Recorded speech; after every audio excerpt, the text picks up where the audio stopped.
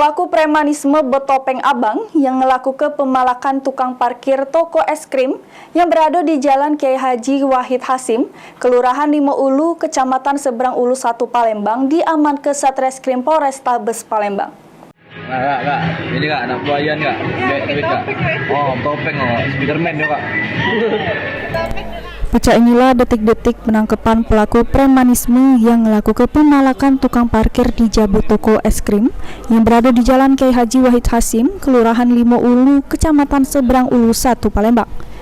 Yang mana juru aksinya, pelaku guna ketopeng abang minta duit tukang parkir yang lagi beraktivitas.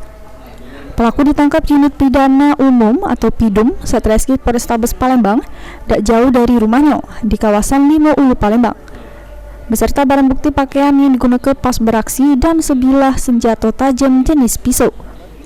Dari keterangannya, pelaku mengakui kalau yang bertopeng terekam CCTV itu dirinya, yang mana duit hasil malak digunakan untuk kebutuhan sehari-hari. Selanjutnya pelaku digelandang ke Mapolrestabes Palembang guna dilakukan pemeriksaan lebih lanjut oleh tim penyidik PIDUM Satreskrim Polrestabes Palembang. Herwayudi, PAL TV.